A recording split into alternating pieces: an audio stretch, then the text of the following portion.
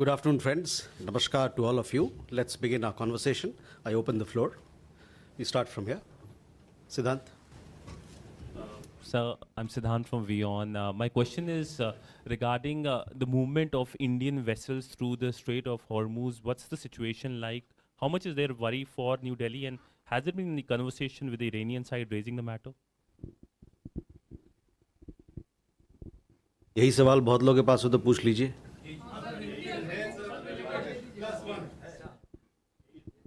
Okay. Uma. Umashankar Singh, independent journalist. इस तरह की जानकारी आ रही है कि जयशंकर और अरागची के बीच के बातचीत के बाद ये सहमति बनी है और मंजूरी दी है ईरान ने कि भारत तेल लेकर आने वाले जहाज़ों को परमिशन दे दी गई है. क्या इस बात में सच्चाई है आधिकारिक तौर पे, अगर आप बता पाएँ. Kadambari Sharma, independent journalist. इस बात की भी कुछ रिपोर्ट्स हैं कि 2 जहाज़ जो हैं उनको ईरान ने परमिशन दिया स्ट्रेट ऑफ हॉर्मुज़ से गुजरने के लिए. क्या ये सही है?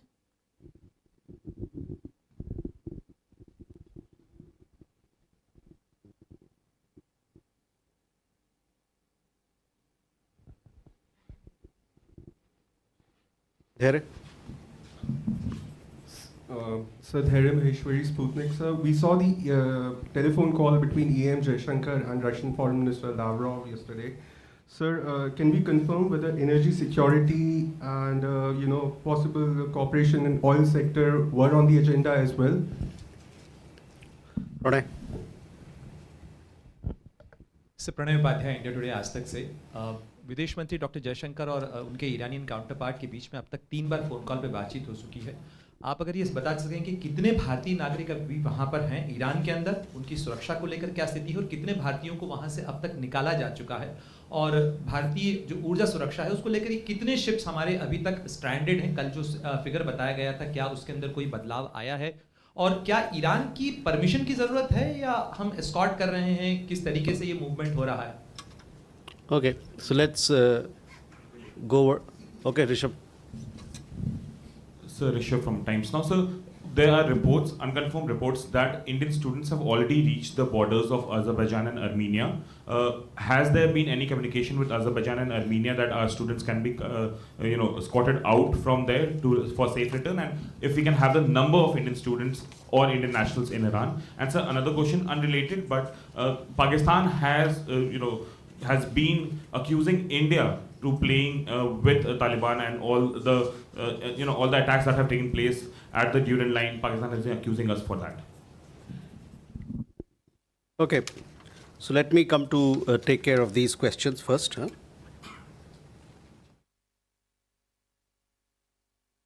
Siddhant and Umashankar, your questions are similar. So let me first address your part. External Affairs Minister and Foreign Minister of Iran have had 3 conversations in the recent days. The last one discussed issues pertaining to safety of shipping and India's energy security. Beyond that, it would be premature for me to say anything. पिछले कुछ दिनों में विदेश मंत्री और Iran के विदेश मंत्री के बीच 3 बार बातचीत हुई है. अंतिम बातचीत में शिपिंग की सुरक्षा और भारत की ऊर्जा सुरक्षा से जुड़े मुद्दों पर चर्चा की गई. इसके अलावा अभी मेरे लिए कुछ भी कहना जल्दबाजी होगा. कादम्बरी, जहाँ तक आपका सवाल है 2 जहाज़ को लेके, मेरे ख्याल से 5:30 बजे एक और प्रेस ब्रीफिंग है जिसमें हमारे शिपिंग मंत्रालय के साथीगण वहाँ होंगे. उनके पास अगर आप ये सवाल लेके जाएं, शायद क्योंकि बहुत टेक्निकल है, मेरे पास इतना अपडेट नहीं है, वो शायद आपका जवाब सही ढंग से दे सकते हैं. Pranay, on Indians in Iran. Now, we've had some 9,000 Indian nationals or thereabout who were there or who are there in Iran. These 9,000 Indian nationals comprise students. They also comprise seafarers, some business people, some professionals, and some pilgrims. Of these 9,000, you would have seen that we had issued an advisory some time back our mission had issued our advisory. Following those advisories, which were issued on 14th of January, if I'm not wrong, and 23rd of February, several Indian nationals, mostly students, a lot of students, they left the country and reached home.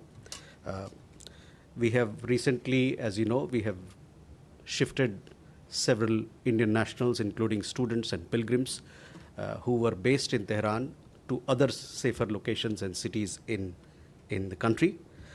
We are also assisting Indian nationals who wish to travel to Azerbaijan and Armenia, and from there to take commercial flights to return home. We are assisting them with visas. We are also assisting them with land border crossings. So this is happening. We've had several Indian nationals who have approached us, and we have helped them to cross over into Azerbaijan and Armenia, and from there to take commercial options of flying back home. I would take this opportunity to advise all Indian nationals who are desiring to leave Iran via land borders. They should adhere to the advisory that our embassy has issued. This was issued on 9th March, and they will do the needful. Our mission in Tehran, needless to say, stays in constant touch with our community members and is offering all possible assistance to them. देखिए, Iran में करीबन 9,000 हमारे भारतीय नागरिक हैं. उसमें से ज़्यादातर लोग वहाँ शिक्षा के लिए गए हों, चाहे वो मेडिकल शिक्षा हो या कोई अन्य शिक्षा हो. वहाँ पर नाविक लोग भी हैं, कुछ व्यवसाय जगत से जुड़े लोग हैं, कुछ वहाँ पर जो लोग पिलग्रिम्स के रूप में वहाँ पर गए हैं वो लोग हैं. इनमें से कई लोग जब 14 जनवरी को और 23 फरवरी को हम लोगों ने एक एडवाइजरी जारी की थी कि आप देश छोड़ें, तो बहुत सारे लोग, खासकर स्टूडेंट्स, वहाँ से ईरान छोड़ के हमारे यहाँ घर वापस आ गए. उसके बाद भी जब युद्ध शुरू हुआ, ये कॉन्फ्लिक्ट शुरू हुआ, तो हम लोगों ने बहुत सारे छात्रगण जो तेहरान में थे और अन्य लोग जो तेहरान में थे, पिलग्रिम्स, उनको हम लोगों ने वहाँ से अन्य शहरों में हम जाके उनको ले गए ताकि उनकी सुरक्षा पर ध्यान दिया जाए. बहुत सारे ऐसे भारतीय नागरिक हैं जो इच्छुक हैं कि वहाँ से ईरान से वापस आएं, और उसके लिए वो लोग सड़क मार्ग से आर्मीनिया और अजरबैजान जाके और इन दोनों देशों से जो कमर्शियल ऑप्शंस है हवाई जहाज़ का, उसको लेके वो हिंदुस्तान भारत वापस आना चाहते हैं.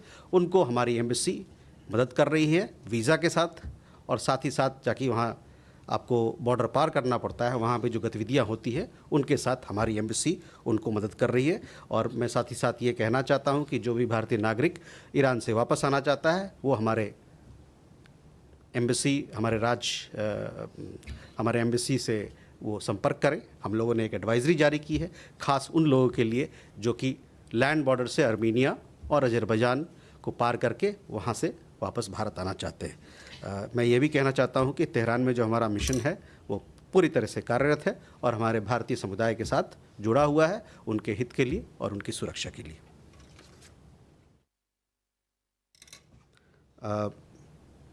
जहाँ तक प्रणय आपने जहाज़ की बात कही, कल मेरे ख्याल से हमारी जो साथीगण हैं जहाज़ के मंत्रालय से, उन्होंने बताया था, एक अंक आपको दिया था, तो उस पर और भी खुलासा आज जब प्रेस में हमारी बातचीत होगी तो उस पर शायद आप उनसे सवाल पूछ सकते हैं. इसके बारे में लेटेस्ट अपडेट मेरे पास नहीं है.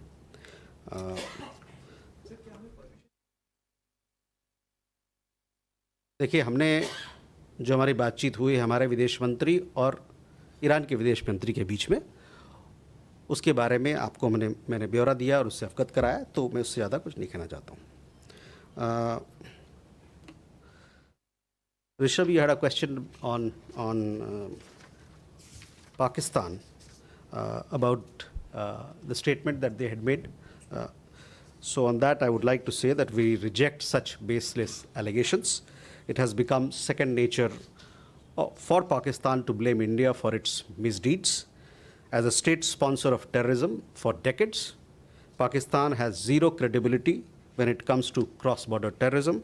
No amount of storytelling is going to alter this reality, nor is anyone fooled by Pakistan's assumed victimhood. Here, you had asked about the conversation between Foreign Minister Lavrov and External Affairs Minister. Post the conversation which happened yesterday, if I'm not wrong, we have given details of that conversation where the two leaders shared their perspectives and assessment on the ongoing conflict, and several other issues were also discussed.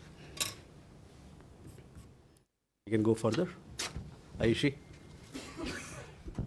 So this is Ayush Shigwal from ANI. Our Prime Minister has spoken with leaders across the Gulf and Israel. Has India been able to establish any diplomatic communication at the leadership level with Iran after the strikes? And second, does India believe the current escalation could impact regional initiatives such as the IMEC, which was announced in 2023?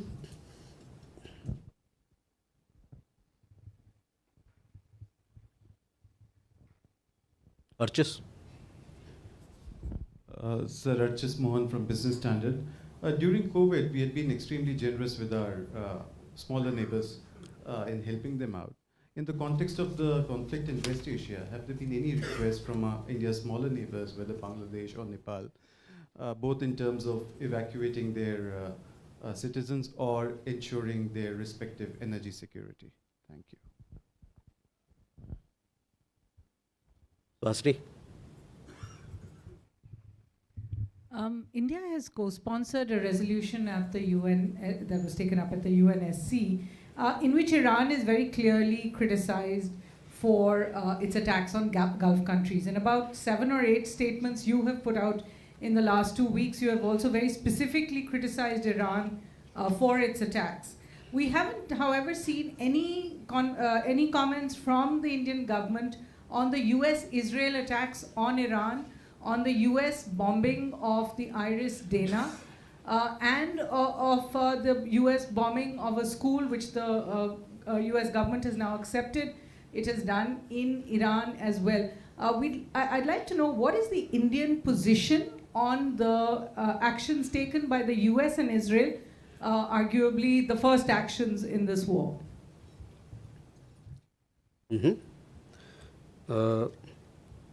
Jessica. Hi, sir. This is Jessica Taneja for Doordarshan Network. So I have 2 questions. The first, we've seen some remarks made by commentators that India took 5 days to sign the condolence book at the Iranian embassy for the late Supreme Leader Ayatollah Khamenei. Is this correct? And secondly, Pakistan has expressed some concerns regarding the India-Canada uranium deal that was signed during the time of the visit of the Prime Minister of Canada, Mark Carney. Any comments on that? Okay. Krishna Mohan. जो हमारा regional cooperation के तहत जिन countries को हम oil product ये करते export करते हैं, अगर यही स्थिति रहती है तो क्या?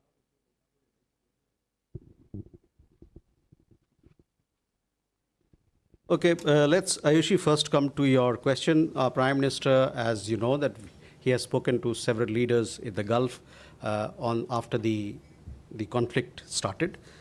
In these conversations, he stressed on the need for dialogue and diplomacy so that early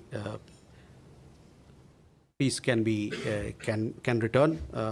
He also underlined the need to avoid civilian casualties, and he focused on the priority for protection of civilians. We have a large Indian community in the GCC countries, and obviously it's their security and welfare is of utmost importance. This was highlighted. We also, in several cases, condemned the violation of sovereignty and territorial integrity of states. As far as contacts with Iran is concerned, yes, our External Affairs Minister has been talking with his counterpart, and 3 conversations have happened in the recent few days. As far as the impact of the war, it is there for everybody of this conflict to see what's happening around, and obviously, it has several issues, several of our lives have been impacted by it, and not just ours, but of people and countries around the world. Urges on energy assistance to countries in the neighborhood. First, I would come to Bangladesh. As you know, India is a major exporter of refined petroleum products, especially to our neighborhood. We have received a request from the government of Bangladesh for supply of diesel, which is being examined. Given our people-centric and development-oriented approach to relations with Bangladesh, we have been supplying diesel from Numaligarh refinery since 2007 through various modes, which includes waterways, rail, and later through the India-Bangladesh Friendship Pipeline.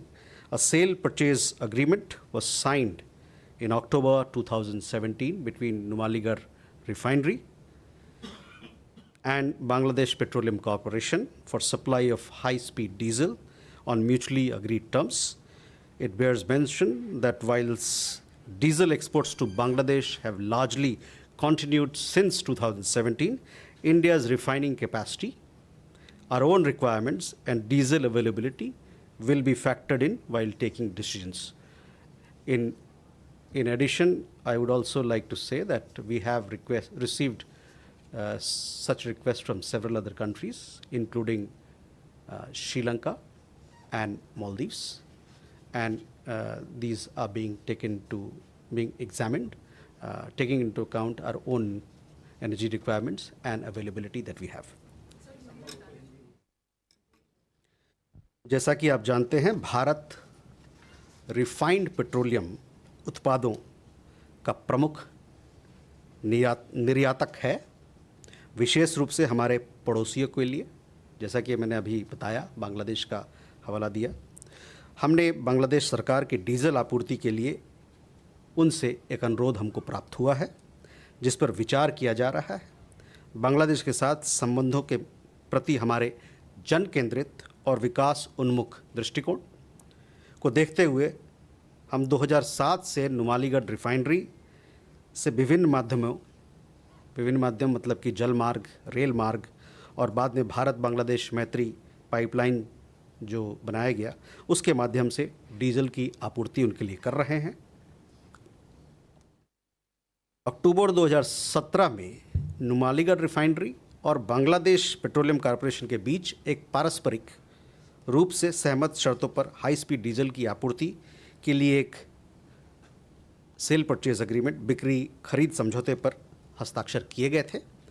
यह उल्लेखनीय है कि हालांकि 2007 से बांग्लादेश को diesel का निर्यात काफ़ी हद तक जारी रहा है, लेकिन निर्णय लेते समय भारत की रिफाइनरी कैपेसिटी, हमारी अपनी आवश्यकता और डीजल की उपलब्धता को ध्यान में रखा जाएगा। इसके अलावा हम लोगों को हमारे पड़ोस के देशों से और कई एक देशों से, वो जिसमें कि श्रीलंका भी शामिल है और मालदीव भी शामिल है, उनसे एक रिक्वेस्ट आया है और हम लोग उसको एग्जामिन कर रहे हैं और ये देखते हुए कि हमारी अपनी खुद का कितना रिक्वायरमेंट है और साथ ही साथ किस प्रकार की अवेलेबिलिटी इन चीज़ों की है हमारे पास। Firstly, yes, we have co-sponsored the GCC-led resolution at the UN Security Council. We have 135 countries who have co-sponsored this particular resolution. The resolution reflects several of our positions. As you know, that we have a large diaspora in the GCC countries, and their well-being and welfare is of utmost importance. The Gulf is also very important for our energy security needs. As far as the other aspects of your questions are concerned, we have issued statements dated 28th February, on 3rd March, and thereafter External Affairs Minister also made a suo motu statement in the Parliament where he's dealt with all issues that some of the issues that you referred to. As far as the question of the school children you talked about is concerned, as I've said, we have issued several statements on the ongoing conflict. We have underlined the need for prioritizing the safety of all civilians. We regret the precious lives lost, and express our grief in that regard. Jessica, coming to your question on the condolence book signing, let me clarify the issue for you and for everybody here. As you are aware, Foreign Secretary signed the condolence book at the Iranian embassy on behalf of the government of India. He did so on 5th March itself, which was the first day of the opening of the book. It would do well for commentators to first update themselves on important matters before they choose to speak in public. Such ill-informed comments are best avoided. Your other question was again about India-Canada deal, on which some statement has been made. Let me say, we reject the statement made by Pakistan on the matter. India's credentials regarding non-proliferation are impeccable and well recognized by the global community. A country with a well-documented history of clandestine nuclear proliferation can hardly preach the virtues of export controls and proliferation risks. Such ludicrous statements are nothing more than an attempt by Pakistan to distract from its own abysmal record. Krishna Mohan, जैसा कि मैंने बताया था आपको कि कई सारे देशों से हमको उनकी तरफ से रिक्वेस्ट आया है, और उस रिक्वेस्ट को हम लोग अभी उसको एग्ज़ामिन कर रहे हैं, और एग्ज़ामिन करने के दरमियान में हम ये देख रहे हैं कि इसकी कितनी आपूर्ति है और कितनी अवेलेबिलिटी है हमारे पास में, और हमारी अपनी खुद की कितनी हमारी ज़रूरत है. Rajesh. Hello sir, I'm Rajesh Roy from Bloomberg. I know you're not expanding on the shipping part on Iran, but as you said, External Affairs Minister Jaishankar in his last conversation with his Iranian counterpart discussed security of shipping and energy security. Are we looking for safe passage of all 24 ships in the west of Hormuz, or to start with, say, oil tankers or all cargoes inbound for India? Anything on that? Okay. Smita. Hi, sir. This is Sumita from ET Now. Just wanted to get your reaction on India easing Press Note 3 related restrictions for countries that share land border with India. Thank you. Abhishek. Sir, this is Abhimanyu Sharma from CNBC TV 18. Sir, if you can clarify that several reports have claimed that India has reached out to Iran seeking a safe passage of ships through the Strait of Hormuz. Has India made such a request? Has Iran granted an assurance or a safe passage? Okay. Dada. Thank you, sir. This is Gautam Lahiri. The question about the two Bangladeshi nationals have been arrested in West Bengal in connection with the murder of a political leader before the election. Actually, that happened before the election. Now, Bangladesh is demanding extradition of those two accused. So, what is the process? I want to know when it can be deported. And subsequent to that, the Bangladesh mission have asked for consular access. So, whether we are giving any access to them or not.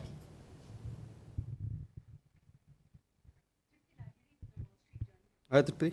Hi. Tripti Lahiri with the Wall Street Journal. India is hosting a number of Iranians from the Iris Levan, and Sri Lanka is in a similar position with about 240. Can you talk a little bit about the plans for these nationals? Will they remain in India till the war is ended? What kinds of consultations are you having with Iran, the US, Sri Lanka on this matter? Manas. Manas from PTI, as we have ramped up our diplomatic outreach in the wake of the crisis, and it is deepening. So what is our overall assessment as of now of the unfolding situation in West Asia in terms of safety of Indians or in terms of our energy security, how we see this at this point? And second question, a very brief one, a lot of reports we have seen actually about various countries, including Japan, considering deployment of military ships to escort their tankers. So will India also consider such an option? Thank you. Okay, let me go through these. Now, Rajesh, your question, and then Abhimanyu, your question again. You know, I have already answered what I had to say. External Affairs Minister spoke to his counterpart in Iran, and I have given you the details that I just shared. Beyond that, I don't have anything further to add. Sumita, on press note 3, yes, this decision was taken.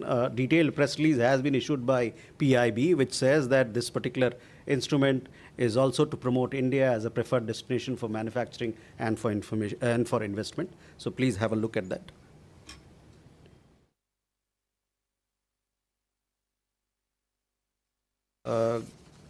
Gautam, on your question, see, there is a press release which was issued by the West Bengal police on this particular matter. Now, this particular matter, it involves law enforcement related investigation which is ongoing. So therefore, it would not be appropriate for me to comment on this particular matter.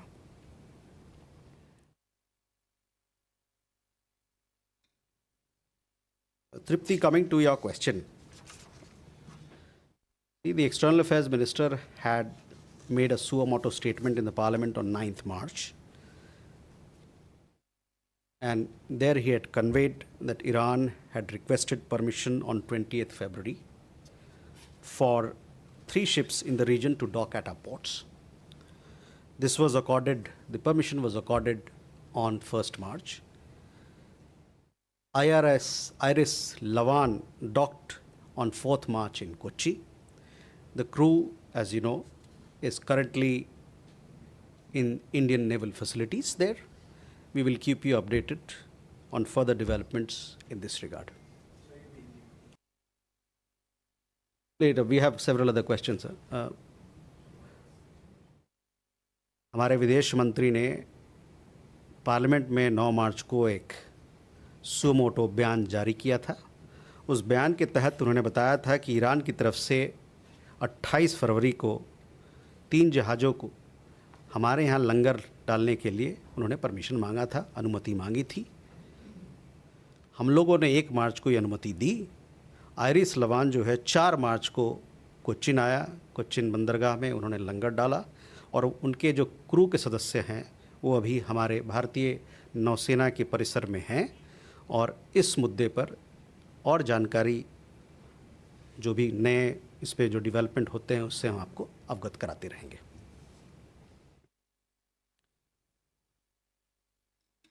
Manas, now your question, see, we have been issuing regular statements. The statement made by the External Affairs Minister in the Parliament is comprehensive. He has given an account of how we have actively, all our embassies in the region have reached out to the community. They have issued advisories.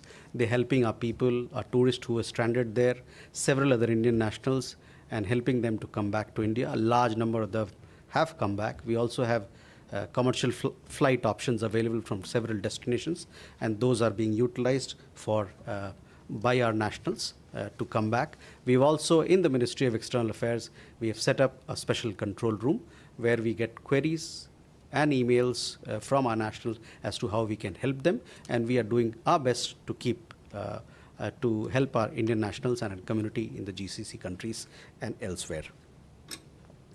On your second question, we have seen some reports, what you referred.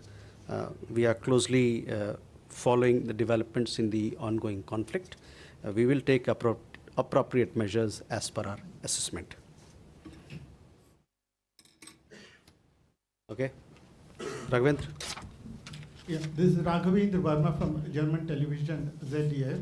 So my question is regarding the flight disruptions in light of the Gulf route, which is now blocked for the Indian Airlines. The Pakistan way becomes crucial. Has there been any talk with Pakistan during for the reciprocal opening of the airbase? Agni. So this is Agni from ABP. It's been reported that Bangladeshi military intelligence chief have had a series of meetings in New Delhi. Can you please elaborate on that?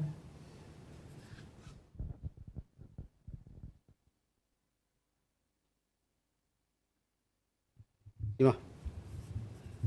Seema Guha from Outlook magazine. The former NSA, Shiv Shankar Menon, has been very critical of the government not expressing proper condolences for the killing of the Iranian supreme leader. And he said that at least a minister could have gone. What do you have to say to that? Okay. Sachin. Hi, Sachin from the Times of India. Just as a follow-up to one of the previous questions, why is it that we have not been able to establish any sort of contact with the Iranian president till now? The External Affairs Minister, when he spoke in Parliament, he said that efforts are underway, but these have not proved successful in the current circumstances. But yesterday, we saw that the Iranian president spoke to the Pakistani Prime Minister, basically talking about the need to probe the root causes of the Israel-US war on Iran. So what is it that is preventing a contact at the leadership level between the two leaders? Okay. Yeshi. This is Yeshi Seri from Business India. I'd like to know, in West Asia, these countries like Bahrain, UAE, which have been impacted by drone attacks, how many Indians have come back from there? And second question is on Nepal. Prime Minister Modi spoke to Balen Shah after his victory. Has he also extended an invite for him to come to India?